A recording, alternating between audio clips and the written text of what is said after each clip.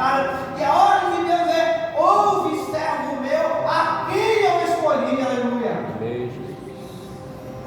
Quando Deus nos escolhe, irmãos, Ele não escolhe capacitados, mas Ele escolhe para os capacitar. Em toda a palavra de Deus nós vemos os homens de Deus, Jeremias, Isaías, e tantos outros dizendo: Senhor, eu sou um menino, não sei falar. Senhor, ai de mim, que habito meu povo lábios impuros, e tenho lábios impuros. Mas em todas essas expressões nós vemos Deus declarando: eu o escolhi. Não temas, servo meu. Então, se você quiser, se você almeja viver a transformação de Deus, você precisa entender que aquilo que Deus promete, Ele cumpre. Que as palavras de Deus são fiéis e verdadeiras. Que Deus, Ele criou todas as coisas. Louvado seja o nome do Senhor Jesus. Glorificado Deus. Se você quer viver a transformação, se você quer despertar para o sobrenatural do Senhor, se você almeja viver o Pentecoste, se você almeja viver a transformação de Deus na sua vida, você precisa confiar e acreditar que Deus, Ele é único e que Ele criou todas as coisas, inclusive a tua vida.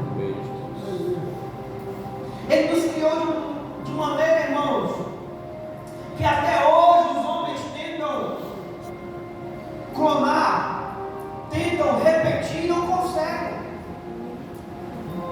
Veja, se eu dou uma ordem, né, eu falo aqui esse microfone, o som é proclamado, é propagado para essas caixas, e aí você ouve, né, as tuas orelhas captam este som, há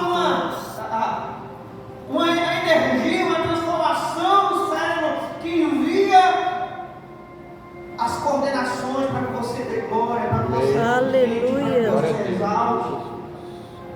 Isso de maneira muito natural, porque Deus te fez assim. Grande Deus. Mas um dia nós nos deparamos com o pecado. E eu quero dizer para você que a maior distância que o ser humano hoje ele vive de Deus e da transformação de Deus é exatamente o pecado.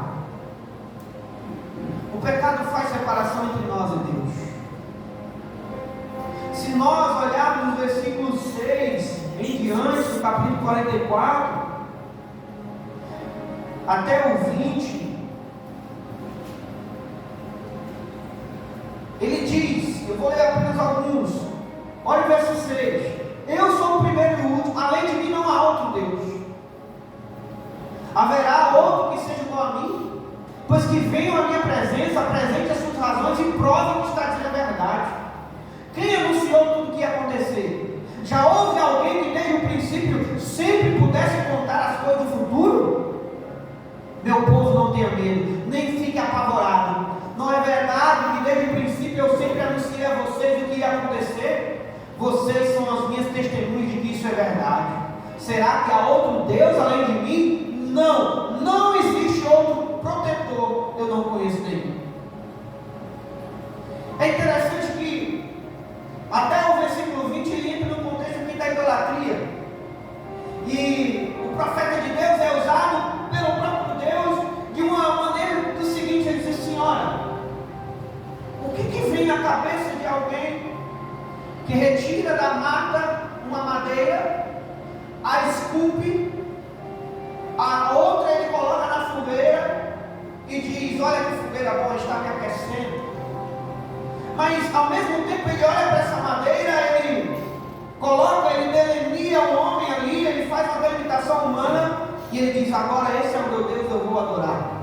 E aí o profeta diz assim: qual é a diferença entre a madeira que está esculpida em formato de homem e aquela que está no fogo, se não vier da mesma? O que Deus está dizendo para nós, irmãos, é que muitas das vezes nós colocamos outros no lugar de Deus. E se eu quero viver transformação na minha vida, eu preciso colocar Deus em primeiro lugar. Oh, glória a Deus. Pastor, como é que eu sei que eu estou colocando algo na frente de Deus? É só você comparar. Olhe para a sua agenda. Veja em quem você tem investido mais tempo hoje. Em quem você tem investido mais ações hoje. Existe algo que, quando você vem à igreja, diz: opa, eu não posso ir porque eu vou ter que fazer isso. Ou eu não posso fazer aquilo para Deus porque eu vou ter que fazer aquilo. Faça esse comparativo no seu pensamento. Se existe algo martelando no teu interior que Deus te revela agora, é porque isso deve ser arrancado. Você deve colocar Deus em primeiro lugar. Você deve dizer assim: olha, eu vou primeiro a Deus. Aleluia. Eu vou primeiro a Ele. E depois eu vou fazer isso e isso e isso e isso. Louvado seja o nome de Jesus. O pastor Hernandes, eu sempre conto isso, né? Ele fala que já estão há alguns anos, né? A igreja presbiteriana aqui no Brasil, e o número de membros ainda está chegando em 2 milhões. Mas houve um fato curioso, né? Que na presbiteriana sul-coreana, todas as igrejas evangélicas, não só a presbiteriana, mas muitas outras, em 1907, viveram um tremendo avivamento naquele lugar, naquele país. E ele fala que em 29 anos de existência, mais madura, mais pequena do que a brasileira, em 29 anos de existência no país da Coreia do Sul, a presbiteriana já tem 10 milhões de membros. E ele questiona o pastor qual é o segredo. Qual é o segredo? Né? Porque há esse crescimento estupendo, né? E o pastor responde: olha, nós oramos em tudo que fazemos. Nós nos levantamos de madrugada e nos reunimos para orar. Cerca de 1.000, 2.000, 10.000, 20.000, 30, 50.000 pessoas orando nas madrugadas das igrejas. E o pastor, ele retruca, né? Aquele pastor dizendo assim: mas é cultura de vocês, isso é cultura de vocês. E ele responde: é cultura do mundo inteiro levantar cedo de manhã para correr atrás do dinheiro. E por que não nos levantamos para orar? Louvado seja o nome do Senhor Jesus. Veja o pecado, as desculpas que nos distanciam dessa transformação.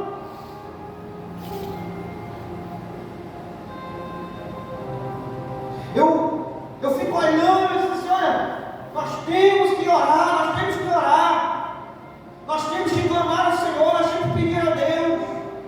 Mas quando a gente olha para nós, a gente vê que o nosso tempo para Deus é requerido.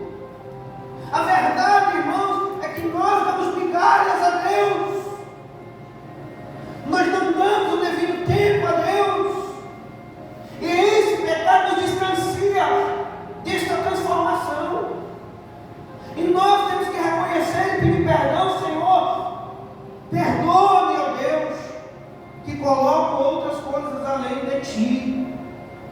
E aí Deus entra com a palavra dizendo: não temas, eu te escolhi, eu te chamei. Amém. Ainda Glória que a nós, Deus. nas nossas fraquezas, ainda que nós e nossas limitações, Deus nos visita, aleluia. Quando nós estamos Glória a sentindo a Deus. presença dEle nessa manhã, Aleluia. Ele nos visita neste lugar, porque Ele ama um povo que está com o coração verdadeiramente voltado à sua palavra. Glória a Deus. Essa palavra é para mim, essa palavra é para você, essa palavra é para todos nós. Essa palavra é Deus nos chamando para ter um tempo mais de oração, para não colocar outras coisas na presença de Deus, mas sim Deus em primeiro lugar. E as demais coisas é que serão acrescentadas em nossas vidas. Amém, Deus. Ele quem nos ajuda, irmãos. Nós precisamos dessa Grande transformação. Deus. A igreja, muitas das vezes, quando eu falo igreja, eu falo nós. Ela muitas das vezes anda como uma vinha murcha, falta-lhe vigor e entusiasmo, está como uma figueira com folhas, mas desprovida de frutos. Em muitos redutos falta essa doutrina, noutras existe falta de fervor, em muitas a ortodoxia, mas não existe poder, outras existem muitas trovoadas, mas nenhuma chuva. Eu não sei se você já viveu essa experiência de ouvir muitos trovões, mas de não ver nada de água. É algo angustiante. Para nós que sofrimos, até que agora existem muitas irrigações, ali para o lado do Nordeste, existe muita água, graças a Deus. Mas eu lembro que quando nós chegávamos no período de fim de ano como esse, nós víamos as serras como estão tudo seca, nós clamávamos a Deus por chuva, ouvíamos as trovoadas depois da serra e ficávamos angustiados porque aquela água não descia para nós, para os irmãos que ali tinham sua agricultura. Mas o fato é que muitas das vezes nós somos representados como essas terras secas, como essa terra que está árida, como essa terra que está rachada, que seca e não há vida. E aí vem a maravilhosa palavra de Deus, que diz para mim e para você: derramarei água sobre o sedento e torrentes sobre a terra seca. Glória a Deus, aleluia, Jesus. Irmãos, o Deus que transforma é o Deus que promete, é o Deus que cumpre. E o Deus que cumpre, o Deus que promete, fala para mim e para você que Ele vai derramar muitas chuvas de bênçãos a toda aquele que busca. Glória a Deus. O Espírito Santo, que é Deus que transforma, ele é muitas das vezes negligenciado por nós. É tido como a força, como aquilo, etc. Mas ele é Deus, irmãos. Ele é Deus. E eu acho interessante, que de todos os elementos que é apresentado o Espírito Santo, como a pombinha, que aparece sobre Jesus, como o fogo que vem, como o vento que sopra, como a luz, aqui o Espírito Santo ele é representado pela água. E por quê?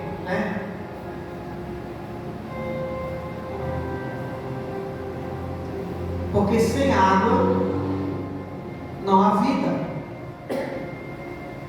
Muitas pessoas passam aventuras e jejuam 30, 40 dias sem comer, mas não sem beber. Sem água não existe vida. Se você disser agora, Senhor, eu vou parar de beber água, sei, daqui 3 dias, o corpo já começa a desfalecer, os órgãos já começam a querer entrar em colapso, porque a água é vida. E aí Deus dos altos céus olha para nós e diz assim: derramarei águas, e não só água, como torrentes de água. Glória a Deus. Aleluia. Deus que promete que cumpre. Charles Spurgeon declara: é mais fácil um leão tornar-se vegetariano do que uma alma sequer ser salva sem a obra do Espírito Santo. É impossível. A igreja de Cristo, é impossível que eu e você alcancemos as almas perdidas sem a transformação do Espírito Santo em nossa vida. Aleluia. Deus nos chama a isso, igreja. Deus nos chama para ser transformados. Deus nos chama para ser um coração cheio de água viva. Aleluia. Aleluia, Jesus. Essa transformação, quando vem a água sobre a terra, é algo maravilhoso. Está tudo seco. De repente começa a chover. De repente começa a cair torrentes de água. 1, 2 dias depois já está tudo verde. Está um cenário maravilhoso. Pessoas param, tiram fotos, registram aquele momento. Porque aonde há água existe vida, igreja. A nossa vida está em Cristo. Aleluia, Deus. Salomão, ele buscou vida e satisfação em muitos prazeres dessa vida. Teve inúmeras concubinas, mulheres, bens, tesouros. Mas quando nós olhamos a sua palavra, os seus escritos, Eclesiastes, a gente vê dizer assim, tudo vaidade. Em outras palavras, o homem experimentou de tudo e de todos que ele podia ter nessa terra, mas sempre dizia, me falta algo. Há um vazio. Abaixo desse sol é tudo vaidade. Ele está querendo dizer para nós, irmãos, que quando nós tiramos a nossa visão acima do sol, quando nós tiramos a visão de Deus, quando nós tiramos a visão de Cristo, abaixo desse sol, tudo que fazemos é vã vaidade. E a vã vaidade, ela é passageira. É, Deus. Nós planejamos, nós arquitetamos, nós construímos, nós pensamos, nós batalhamos. Mahatma Gandhi ele fala, que o homem ele gasta a sua saúde correndo atrás do dinheiro, e ao final da sua saúde ele gasta o seu dinheiro correndo atrás da sua saúde. Tudo que ele conquistou vai para a sua saúde. Você vê esses homens poderosos, vai para o melhor hospital do Brasil, do país, Sírio-Libanês, ali em São Paulo. Os caras metem todo tipo de medicação para manter o homem vivo. Ele sai de lá, 2, 3 dias, volta de novo. Toma a medicação, vem, eles buscam o elixir da vida, acham que o dinheiro pode comprar. Igreja de Cristo, nós temos o verdadeiro Deus, o Deus que transforma, nós temos aquele que opera, nós temos aquele que derrama, nós temos aquele que pode transformar a minha e a tua vida. Amém. Glória E a tudo que Deus. nós precisamos fazer é crer e dizer, Senhor, eis-me aqui, meu Deus. Aleluia, Jesus. Tudo que podemos declarar é dizer, Senhor, aqui estou, sou eu a terra seca, enche a minha vida. E o que é que me impede? Nós vimos que o pecado impede. E agora nós vimos que a necessidade muitas vezes nos impede. Às vezes a nossa necessidade não está em Deus. Para mim beber esse copo com água, não basta o doutor dizer para mim, beba 2 litros de água, senão você vai ter pedra no rim. Para mim beber esse copo com água, eu preciso ter vontade, eu preciso ter sede. E nós estamos vendo que cada vez mais a humanidade, ela vai buscando o caminho fora de Deus, ela não quer beber de Deus. E o que Deus quer de nós é, tenham vontade de beber da minha água, aleluia. Glória a Deus. Tenham vontade de beber desta água, tenham vontade de beber do derramar que vem dos altos céus, louvado seja o nome do Senhor Jesus. Avivamento, irmãos, não é sede de bênçãos, mas sede de Deus. Amém, Jesus. Pastor Adelilson aqui dizia para mim, para nós, em sala de aula, dizia assim, olha, se há na sua igreja pedido de oração por endemoniados, pedido de oração por enfermos, se estes vêm até vós pedindo oração, é porque a igreja, ela está no caminho certo, ela está bebendo das fontes de Deus. Agora, se na sua igreja as pessoas vêm porque elas querem ter um carro novo, elas querem prosperidade, elas querem uma casa, elas querem um terreno, elas querem uma bênção de negócio, algo que está na justiça, a igreja está dando, na verdade, o Deus da bênção, ou as bênçãos de Deus, enfatizando as bênçãos e não Deus.